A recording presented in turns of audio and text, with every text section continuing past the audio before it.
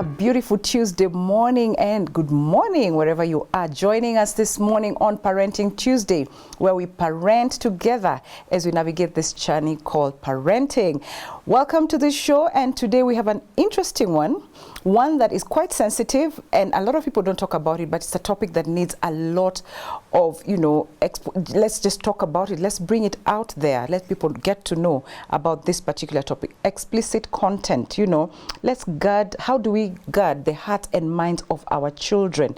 When you hear explicit content, what do you think? What comes to mind? And so this is a topic that I have an expert here and a person who's gone through explicit content from a very tender age. And it is a discussion or a conversation. I may want you to loop in and probably give us even experiences if you have questions, comments, and compliments to my guest or panelists in studio. And I welcome you both in studio this morning. Priya and David, feel welcomed, and thank you so much for honoring our invitation and for making time to be here. And I'll start with the lady as always. Please introduce yourself to the audience. My name is Priya Sato. I am a mom of 2 daughters, and I've been here in Kenya for 8 years, East Africa for 22. Wow. And I'm passionate about this topic, and I'm passionate about children. Fantastic. And I would like to have this discussion. I'm looking forward to it. Most welcome, Priya. David? Thank you so much.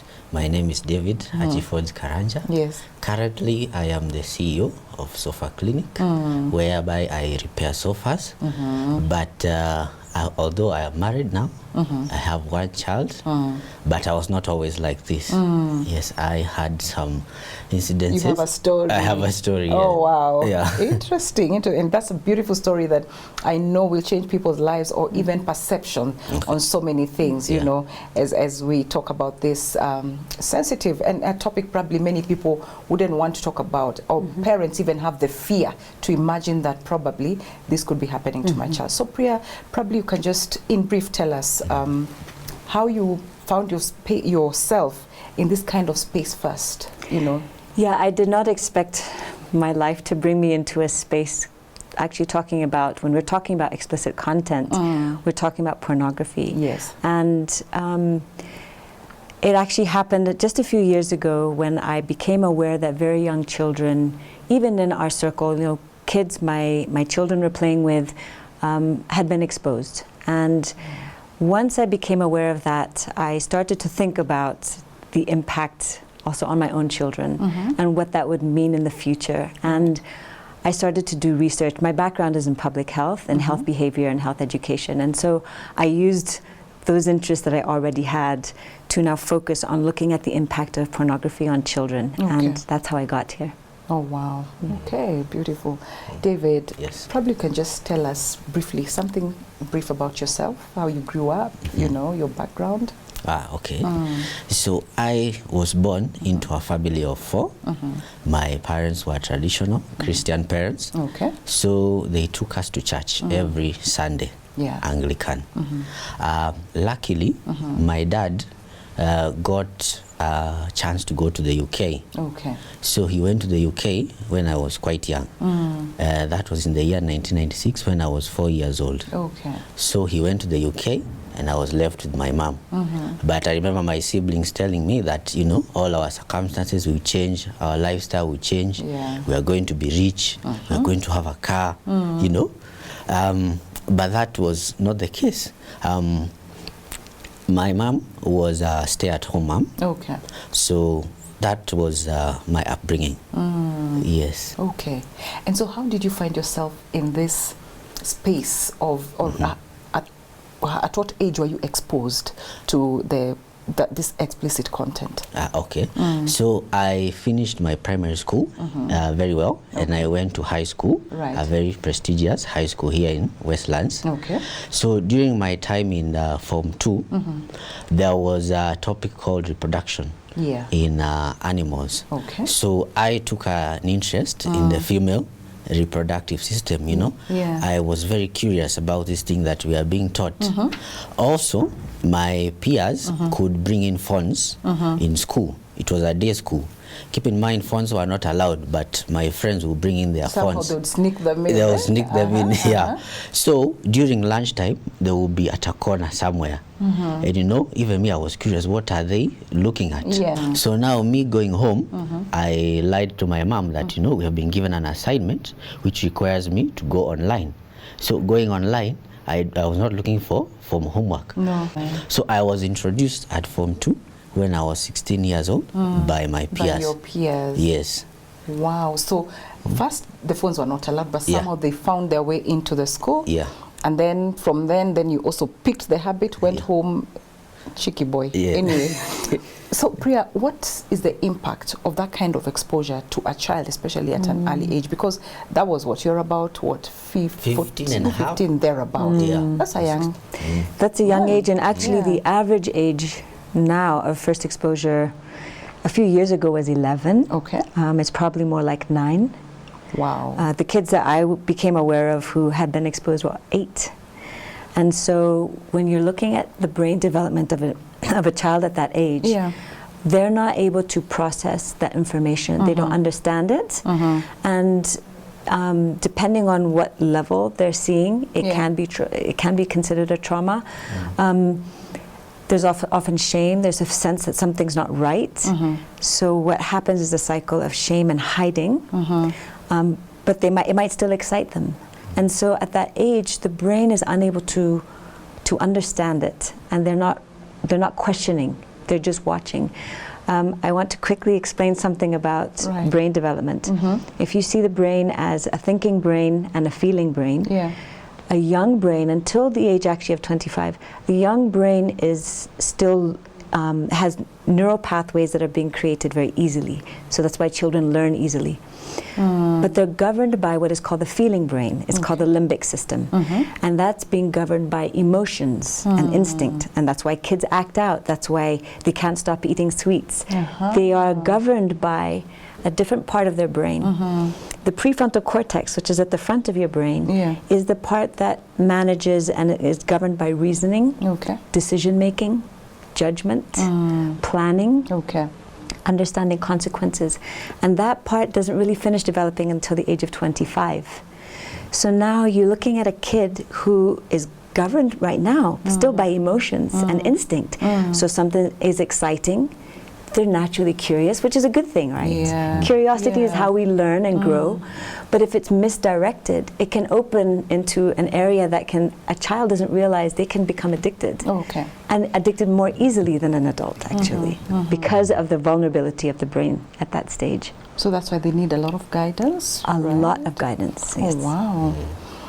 David, what impact has, up to this age, I'm glad you said you got married and stuff like that, but what impact has, that exposure had on you generally, in your life, generally? Yeah. First of all, it has impacted my youth negatively because I did not share in the same interest as some of my youth. For example, if they were into sports, I was not into sports. At one point, I tried to do badminton. But then I saw this not giving me the high that, porn is giving me. So I left it. Another thing that it has had on my life generally was low self-esteem, low self-value, because I was afraid to share this with anyone. Again, I was afraid that if they found out that I'm looking at this, they will be judgmental upon me. So I kept it to myself, shy, reserved, Another thing that it has impacted me was when now I was of age, I finished campus, I am now in the job sector. I could not perform, so I could not make a sale. So at the end of the day, I got fired from my job. Wait a minute, so it means that you were, how bad was it? Were you that addicted? How was your addiction? My addiction was terrible because I could look at porn daily. I was introduced at Form 2, high school. When I went to campus, I was still looking at pornography. And then in campus, there is Wi-Fi now. Previously, I was only looking at images. But now with the Wi-Fi and the university, you have all the access to the explicit videos content. now. The videos, the visuals, the sights, the sounds. So I will look at porn daily and masturbate daily. Now when I finished that campus into my job sector, Okay. I could not even I did not have the morale to look for a job. Now when finally, after my mom pushed me, she told me, we have invested so much in you, you need to go out there and look for a job. So now, when finally I got a job through my friend, Yeah. I could not now perform. So at the end of the Because most of the time you want to watch those Yes. explicit content. Yeah, that, you know. during my break time, instead of me going in, because I had gotten a marketing job and I did computer science, so I was in charge of selling our products that we were coding. So instead of me now going and upping my skills, I would go to the toilet and look at some 1-minute Some of videos. those, yeah. Yeah. Wow, wow. Priya, what kind of impact or effect does that kind of addiction have, psychologically, emotionally, to it could be a child or even an adult, Yes. In this case? So, as I mentioned, that when the younger you're exposed, the more easily you're addicted and the faster you get addicted, which makes it harder then to heal. Yeah. It's possible, but it's harder. What was happening with David is when you consume pornography, it's considered a supernormal stimulus. So it's like fast food. The brain is tricked into thinking it's something for survival. For example, fast food, the brain thinks it's food, but actually it's not. It's not. And it's not good for us. It's not natural. And so what happens is you get a hit of dopamine, which is, it's called a neurotransmitter, and it makes you feel good, right? So dopamine, we can have healthy dopamine, which is, I had a lovely meal, I had time with my friends, I watched something that made me laugh on TV, exercise. These are all natural dopamine highs. And then your brain goes back to homeostasis, which is normal dopamine levels. But what watching porn does, it's a supernormal stimulus, which means it's extra normal. So the hit you get, the rush you get is high. It's like getting a cocaine hit. And I'm not joking when I say it is similar to a drug, like heroin or cocaine, in its power. And so you get that high. Now, if you're a kid and you don't understand what's going on, all you know is you're feeling some kind of excitement. Yeah. And now, if I'm feeling low, I remember that excitement and I want to go back to feeling that high. So what happens over time, your brain gets desensitized. You need more content. It needs to be either more explicit, including violent, or more in volume. And so with David, what's happening, his brain is now hijacked, where he cannot think and plan and be goal-oriented anymore. It erodes your ability to be governed by your prefrontal cortex. And so it leads you actually, even though initially it makes you feel good, over time it numbs you and you kind of are in a depressive state unless you are tapping into that source.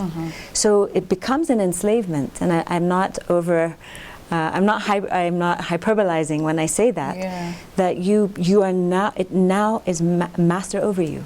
And so with David, even his grades, when he was in high school, his grades also tumbled because he couldn't focus anymore. And what happens is your brain starts to think you have to have that for survival, even though it's not true.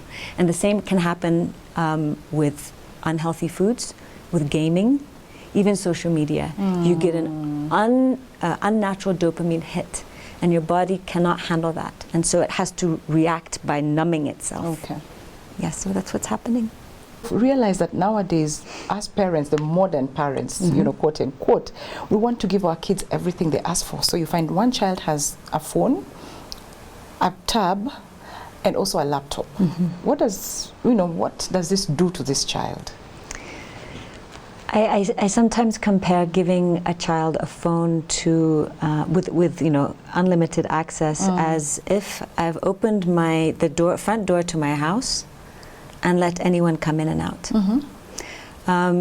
Unless you have educated your child on what are the risks, what are the dangers, how to keep yourself safe, what to look for, what not to look for, are there filters? Unless you've had all those conversations, and as a parent you have the time and energy to help monitor, it's setting your kid up really, it's making it really difficult for a child. And you cannot, as a parent, we cannot expect our children to be wise especially as I've said, they're being governed by their feeling brain.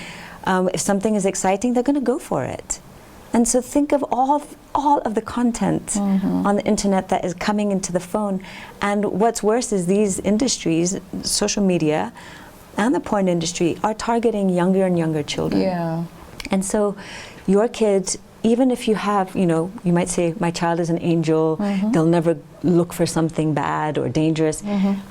There's intentional viewing, and then there's accidental viewing, and that happens a lot. It can be through a pop-up, it can be through a video game, Right. YouTube Kids. These things are coming in through all the platforms. And Okay. unless you have the time and energy as a parent to really monitor, Yeah. I would advise as parents to delay. And I think internationally there's a push to really delay access. And in that time, talk to your kids, so that Okay. once they have it, they have a bit more wisdom about what they have in their hands. And the other thing is, you know, kids are curious. They So are. how are you going to manage that as a parent? So, what are some of the red flags, probably, as parents, those who are listening and watching, what are some of the red flags they may look out for, just to know, well, this kid is not okay? Yes, that's a great question. Among them are withdrawing from things that they normally like. Okay. So they're losing interest in things that they used to like, you know, whether it's sports or a hobby, Okay. being with family, decreased eye contact, Yeah. Self-isolation, spending a lot of time alone or in hidden spaces. And then even in terms of their outward behavior, if it started to become sexualized, whether it's play, the way they play, the language they're using, Yeah. you can see a change in a child. That's not normal for this age. Okay. They've seen something. And even the language, you know, they might be using terms that at that age normally a child wouldn't know. And so that's a red flag to look into. Okay. Yeah, because some of them actually he had mentioned that he actually withdrew, Yes. you know, and even being just lethargic. Yes. Yeah, because probably you stay up late to watch all these things. Yes. But David, so at what point did you realize that, you know, now this thing is getting serious. I need help. Any incident that now gave you a wake-up call? Yes. After I got fired from my first job, I stayed at home for like another 2 months inside the house, just by myself, looking at my porn. Again, my mom pushed me to look for another job. Yeah. I found another job, but this one now was delivering alcohol and wine and spirits. So now after delivering, we would go to these social joints that, you know, they sell liquor. So now during these social joints, you get to interact with prostitutes and sexual workers. So now I am now wanting to now interact with now these prostitutes. So at one point, instead of taking the car to the company, I would go to Koinange Street or Ngara, just looking for the social worker. Yeah, for the social workers. So that was actually the turning A wake-up point call. of my life. Yeah. Oh, wow.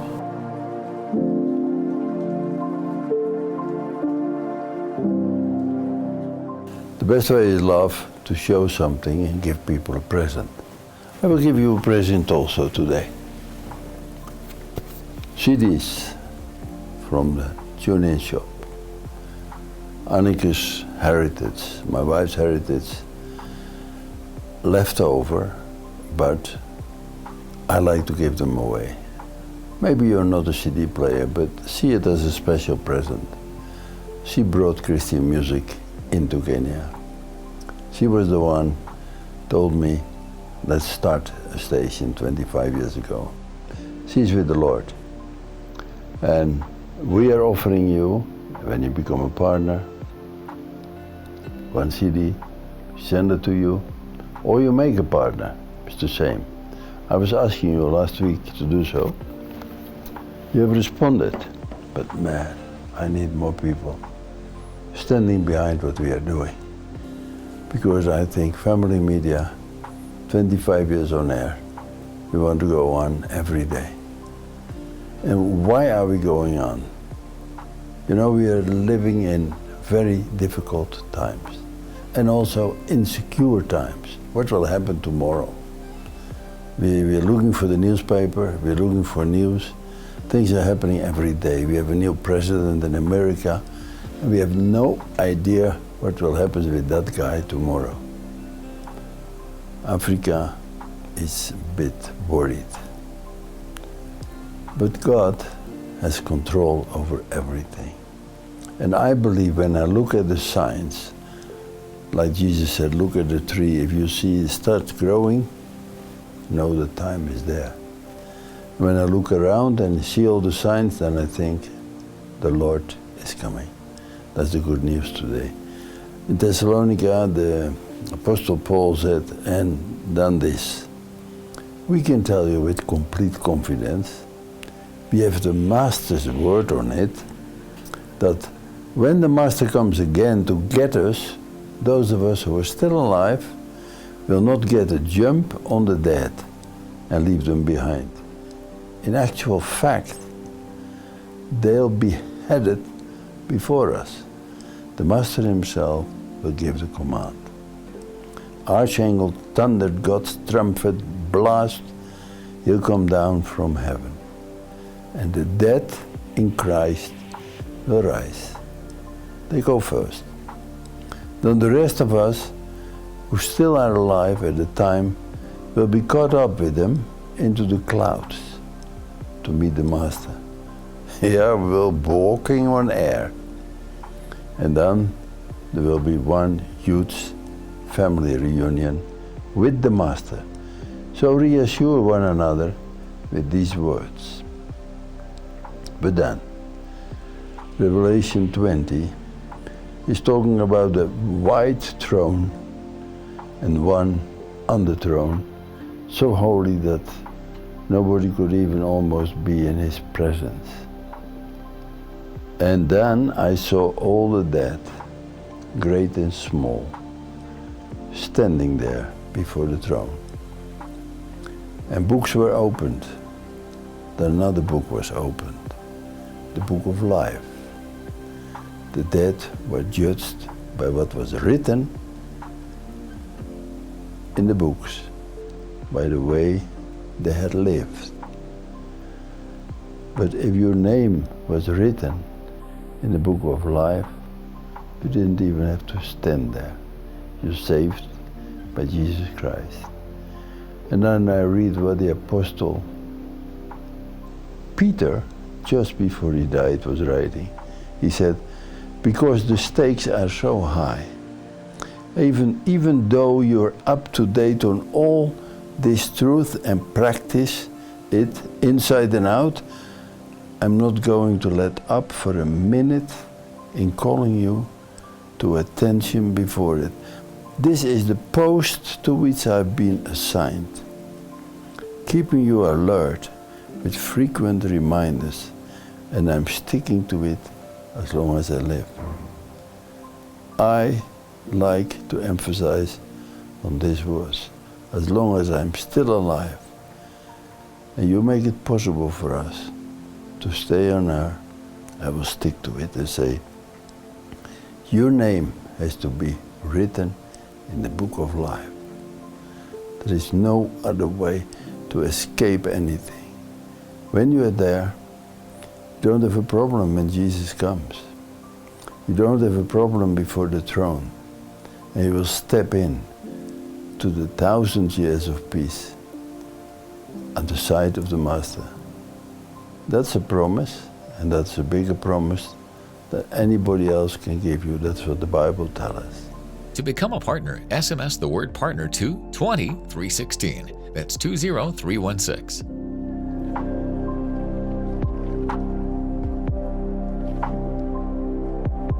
Wow, welcome back to the second part of this conversation, whereby, it is about just guarding the young minds and even hearts, So we have David, who got exposed to explicit content when he was young, and he grew with it into adulthood until a point when he realized, no, this is actually causing me more harm than good.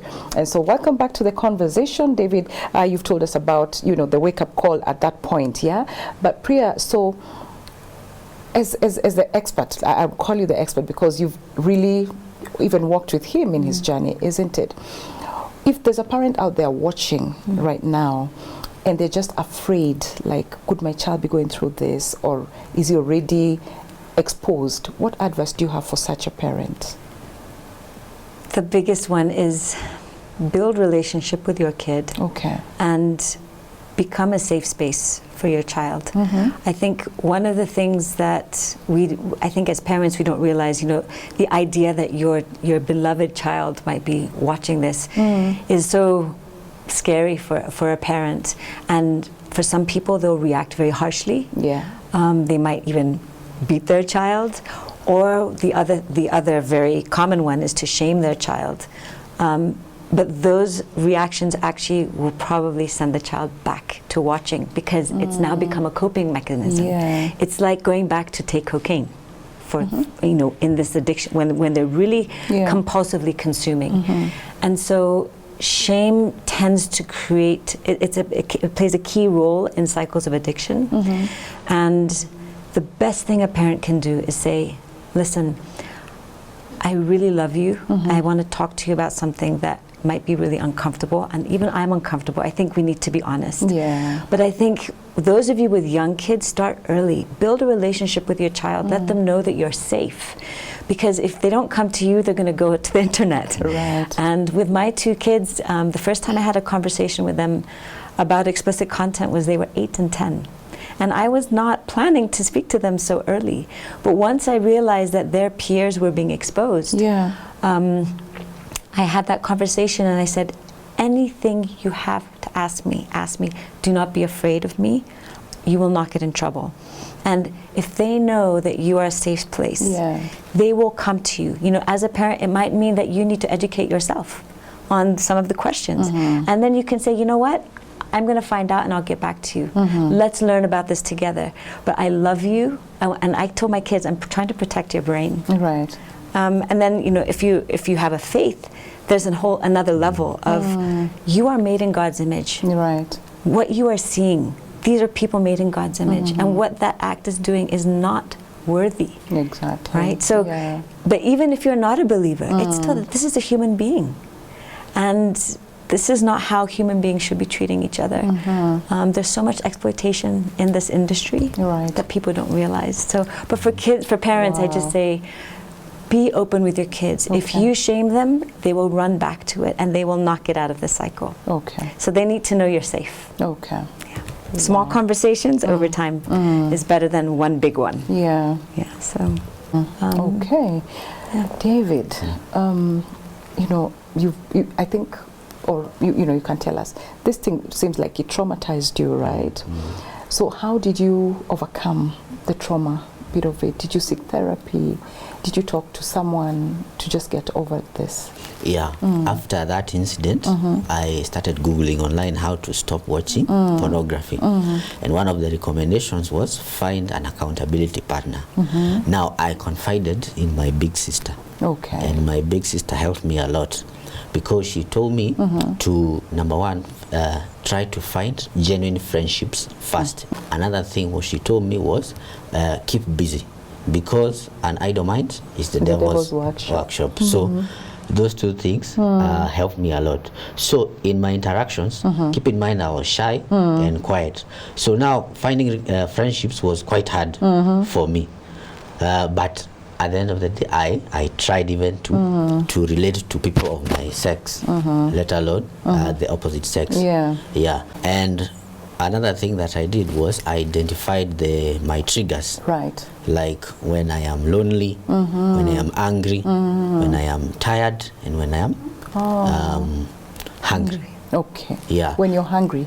Hungry. Ja. Hungry. Okay. Angry, lonely, and tired. Okay. Halt. Synonym for halt. Did you seek therapy?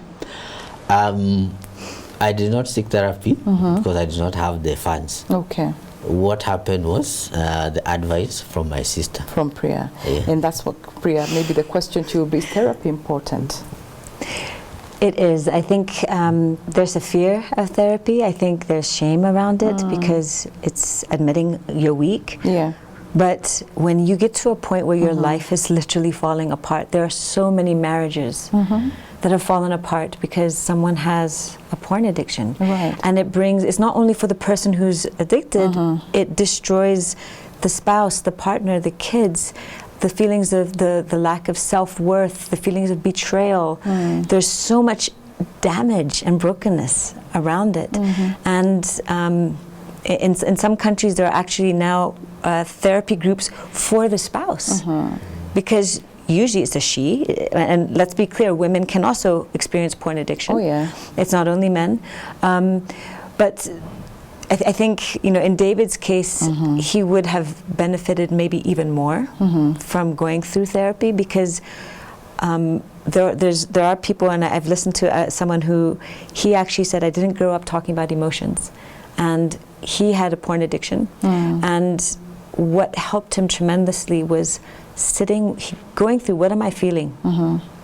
Label that emotion. Do I understand, why am I feeling that way? And he realized that so many people have not learned to identify and work through their emotions. And so what will happen, if you start young, you're running to a coping mechanism straight away. And so when you're feeling sad or rejected or angry, you quickly run to feel better, right? So that can be your alcohol, it can be your drugs, it can be the porn. And you numb yourself from feeling that. But what you don't do is work through the feeling and get to the other side. Okay. And so I think with therapy, it helps you work through those things. And sometimes the root causes, they're not necessarily always bad root causes, but sometimes it's because deep sensitive rejection from an early age or past trauma. It could be even sexual abuse. Even in some countries, showing a child pornography is considered sexual abuse, child abuse. And people don't think that, they just think they're just showing a picture. But actually it is traumatizing, and it affects your brain actually rewires. David's brain was rewired to now be hypersensitive to explicit content. And so the younger you are, the more vulnerable you are to that rewiring of your brain. And it needs healing, and so therapy can help. Definitely Yes. important. Okay, David, you've had that. So therapy, as much as Priya has talked to you about it, I think if you still have those moments, then probably, like she says, therapy is important. At any given time, did you have internal conflict, like, you know, this is how a relationship is supposed to be, and then this is what I'm doing? Was there internal conflict within you? Yes. Yeah, there were times. Keep in mind, I was raised in a religious background. So even when I am watching porn, I know that I am disobeying, I am misusing my body, and God does not like, you know, me to do this. So I was always having those internal conflicts. So yes, they were there. Priya, because we've talked about children a lot and exposure to, or even just owning this, you know, phones and all that, do you think schools can play a role in just helping with the digital literacy? Probably, can they also be incorporated in helping, you know, stop or talk to these children about the impact, negative impact of such Absolutely. behavior? I think the school setting is a fantastic opportunity for them to reach kids, and I think what's scary for parents is that they think that talking about it will make them interested in it. But there are ways to approach your child and approach a topic that really set the stage for them to understand this is something that is really toxic. It's poisonous for you. And these are the risky ways, you know, where you might see it accidentally, and then obviously intentionally. Now you're really exposing yourself. I think showing kids that actually it can rewire the brain. You know, Billie Eilish, the pop star, she went on BBC TV a few years ago and said it damaged me. She was exposed at 11 and struggled with it, and it damaged her understandings of relationship and intimacy, and that's something we haven't discussed, but it warps a person's understanding of what it means to be intimate, what to expect, so what to expect from your spouse, and what you feel is expected of you.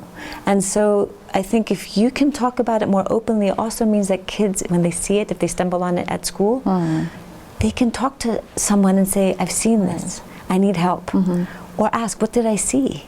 You know, they're not even understanding sometimes that it's filmed on a stage. Yeah. Right? So they're not understanding what they're seeing, Yeah. or that this is not normal intimacy. So I think for schools to broach the conversation, there's a book called Good Pictures, Bad Pictures, written for young children. And it's to help broach that subject in a child-friendly way. Okay. And if schools can start to say, you know, there's some things out there that are not good for us. Let's be aware. Yeah. Of course, putting filters on on school computers, and teaching that this is one of the risks. Instead of just saying being scammed, right? You know, we kind of go for those like the financial scamming or something like that. But your brain is going to be scammed. True. And it can be hijacked by the dopamine. Wow. Yeah. David, this is all mind-blowing, you know, getting to know that a child can be affected. But do you think parents or guardians can play a role in just helping a child not to get into such behavior? I know yours was there, not there, and not there. And then your mom was not all that well educated.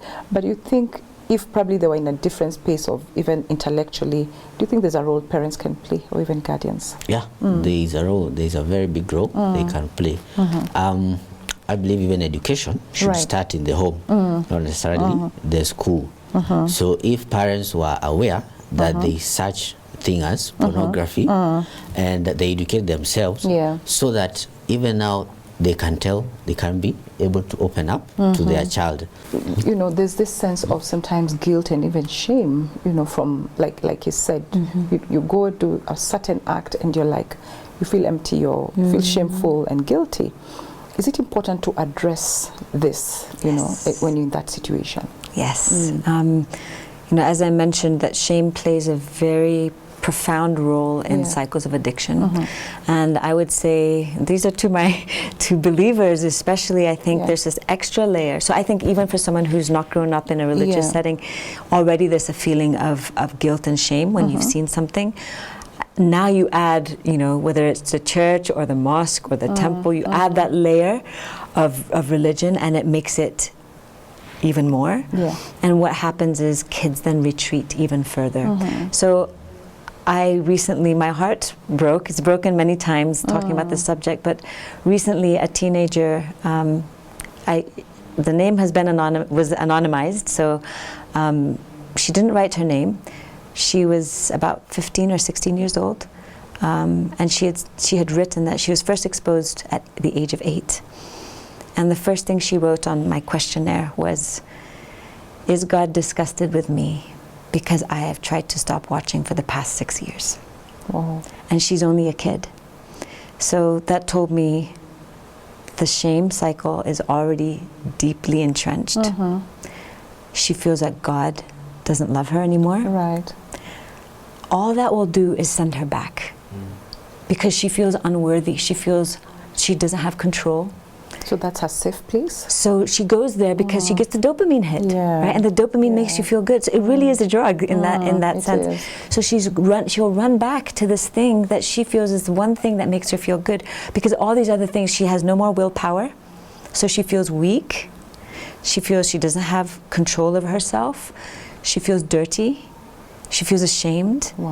And those cycles are so toxic. They're toxic for adults. So imagine for a child who's still growing and developing, and she's getting to know herself, and her identity is still forming. Her sense of self and her sense of who she is in front of her maker. And so if she feels that even God doesn't love her, once you feel that you are nothing, right? Think about what that will do to your identity and how you will act out in the future. That I am not worthy. And so these kids are really vulnerable, and parents, I just say, love them, be open to them. They need you. And teenagers don't act like they listen, but they're listening. And so have those awkward conversations and just say, I'm here because I care about you. And if that kid knows that and hears it regularly, maybe they won't open up right away, but just say, listen, I'm here to talk with you. I'm not here to shame you. I'm not here to punish you. I'm here because you are loved by me. And I think for Christians, you know, this idea of like what it means to feel that shame, that cycle when you believe in a God, can actually make that cycle worse. Wow. We are living in a lost and broken world, constantly bombarded by messages of hate and atrocities. But with God, we can overcome. Find hope and restoration on the go through life-changing shows on the Family Media app. And then you will lose yourself and gain the world. And Jesus said, what good is it? Get to stream Family TV and Family Radio 316 straight from your phone. Catch up on a show you missed or create video streaming playlists by saving and watching videos from our huge variety of shows at your own convenience. Download the Family Media app, available for all Android and iOS users on the Google Play Store and Apple Store respectively. Family Media, keeping Jesus on the airwaves. Wow, mind-blowing conversation right here on Family Matters Parenting Tuesday, where we keep on urging you to be part of this conversation. Talk to us on SMS line 20316, WhatsApp us on 0786 316 316. Let us know your thoughts on our subject for today, where it is about guarding young hearts and minds from explicit content. And we have, Priya and David will be answering your questions and even just looking at your comments and compliments, if any. So as we get back to the conversation, David, you talked about your sister just, helping you out. Do you think, support system is important even as you try to recover and just get over the trauma? Is having a support system important? And if so, how? It is very important. Yeah. My big sister helped me a lot from the advice that she gave me, and even my parent, my mom in particular. She was there when I was down, and she pushes me, to be the best person that I can be. Yeah. Also, even my dad helped me, even though he got to know about it finally. He got to know about it, Yeah. and he was sending my school fees, Yeah. So even him, he has played a part in the way I am. Also, something else, family. Okay. Having now my own family is a big plus, because now I am shouldering a responsibility. Yeah. So even holding my baby in my arms, it takes away all the cravings, The loneliness. Yeah. So my family, having a family of my own, has also helped me a lot. Okay. Also, you can have a conversation at home with your wife. When you are alone, it's only the thoughts that are going through your mind. But now you have someone at the house who you can discuss with. Yes. Priya, maybe you can also probably add something in terms of the role of, that kind of support. I think that what's special about David's story is that he was open, and I think when he got married, his wife was not kept in the dark about his struggles. Yeah. And that's already a huge step in the right direction, because it's open. And it means he can go to her and talk about things that he's struggling with instead of hiding. Yeah. And I think one danger is, I think, people who are really struggling, and I won't say it's always an addiction, it could be close to addiction, it could be compulsive behavior or regular use, but that can lead to addiction, right? Yeah. Is that you think, okay, if I get married, it'll solve my problems, and it will not. And so with David, it has helped him because he's already open, and his wife is supportive, and they're working together. Okay. But if you think that I'm going to keep my addiction secret, marry a lovely woman, what you're doing is you're bringing your baggage into the family, and you will very likely hurt her. True. Right? Yeah. So I think, again, with David's openness, that makes his support so much easier. And being open is the best way to get support, but it's also the hardest. It's so brave. I mean, I kept telling him, it's so brave what you're doing, because it's allowing other kids, other men, other women to say, I'm not alone, and I can have this conversation, but you do need someone to trust. Right. Right. You brought in an interesting point there. Probably our viewers and listeners, David, may want to know, how did you tell your wife about this addiction, and what was her reaction? Okay. Yeah, I told her during our first year of dating. Okay. Yeah, so I became very open. I told her, I have been addicted to this thing called pornography, and I have ABCD. When I get lonely, I may have these cravings, So she was very understanding. She was like, oh, what is this, But she was very understanding. Okay. And even now through the marriage, she has a full awareness now of my circumstances. And the healing process. And the healing process, yeah. Okay. And even when we go to sessions with Priya, she's very understanding. She's like, yeah, go and encourage. Yes. Okay. Priya, what, you know, with the early exposure to, you know, this explicit content, how then does it shape someone's sexuality into adulthood, you know, as they grow? Because it starts early, probably a child. Then how does that shape their sexuality into adulthood?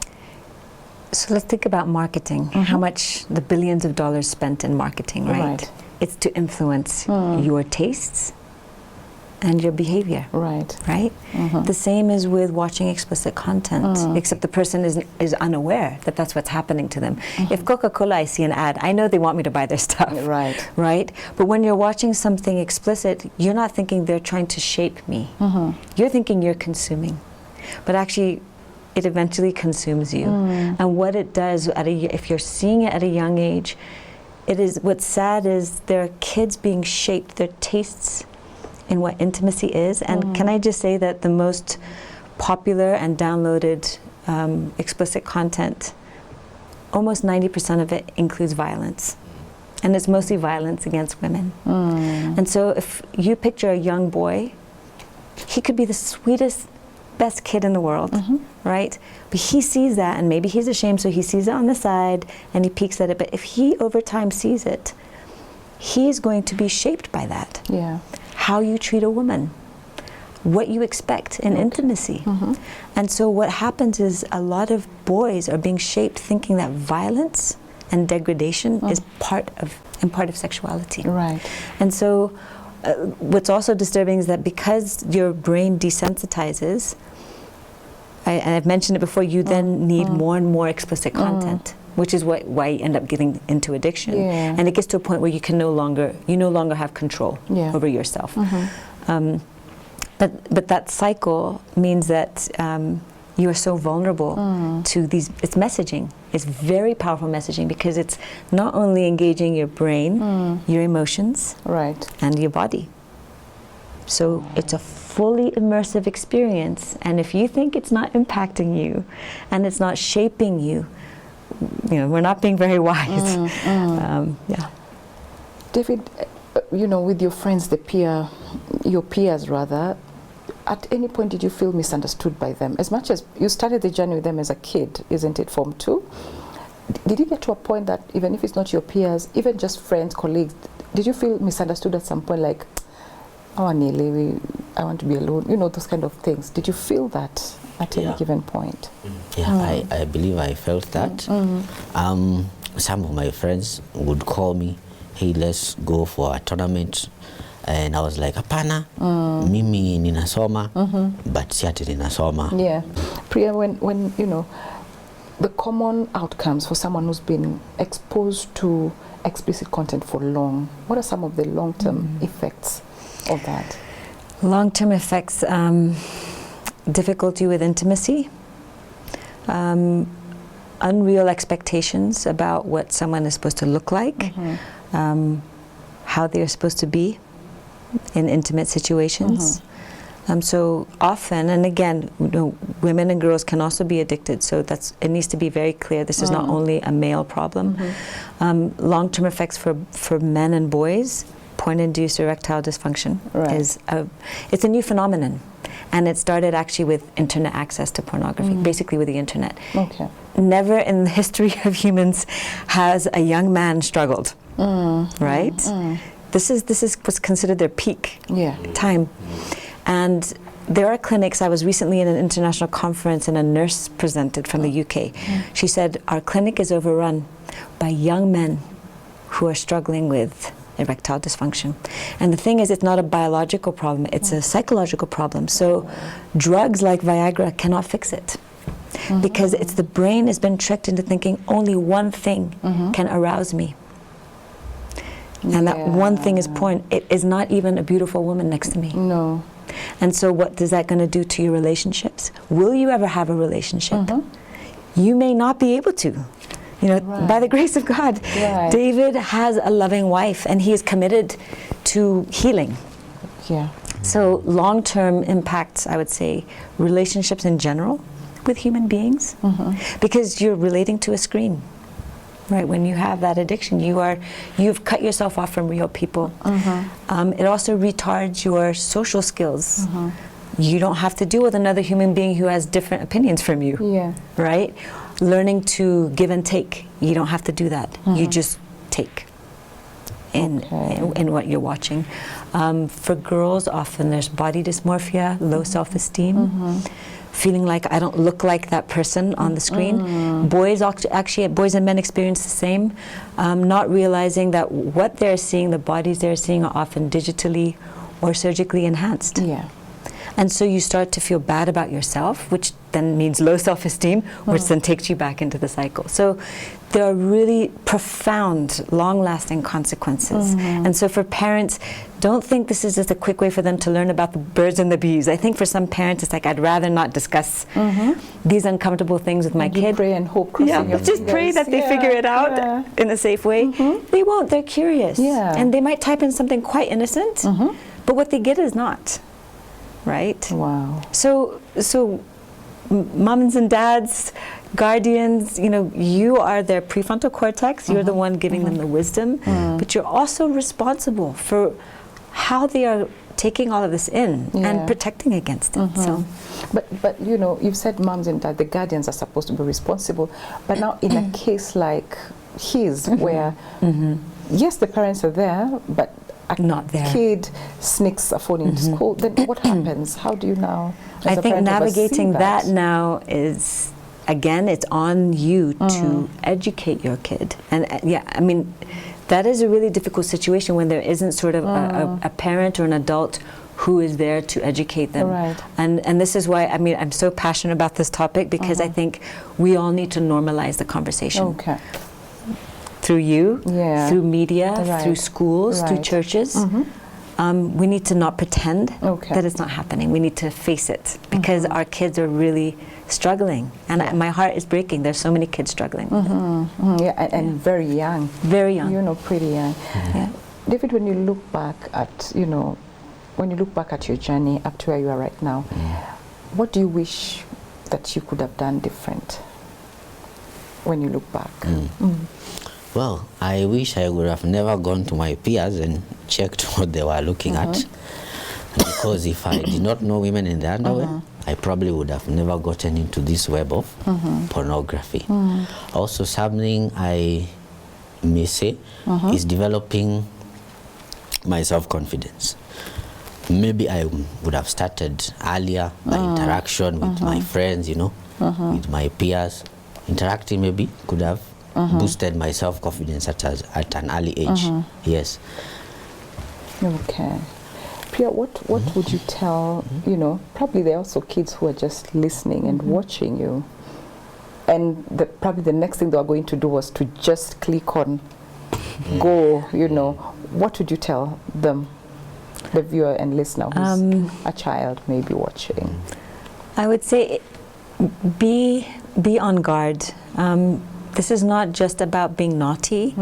It's not just about curiosity. And you know, sometimes it can even, maybe they can find something that looks funny to them. And maybe all their friends are saying, look at this funny thing. But I want to warn you to guard your mind. Guard your mind. It is precious. It is a supercomputer. Yeah. It is so carefully balanced. The chemicals are balanced, the pathways. You are built to learn, to grow, to love, to have relationship. That's what we're supposed to be, right? We're supposed to flourish. And going down this pathway is going to suck the life and the joy out of you. And that to me is something that I pray for every child, that they will avoid that. And also for adults. I mean, there are many adults struggling with speak this. to them as well. Yes. Yeah. So what are some of the activities, for example, as we wrap up, we're just about to end the show, that you can encourage these kids to probably have or do and keep off the phones, the digital space? So I have a 13-year-old and she's my eldest, and she still doesn't have her own phone. At 13? Yes. Oh, wow. And we used to actually have a battle about it. Right. When she was a bit younger, she'd say, I want a smartphone.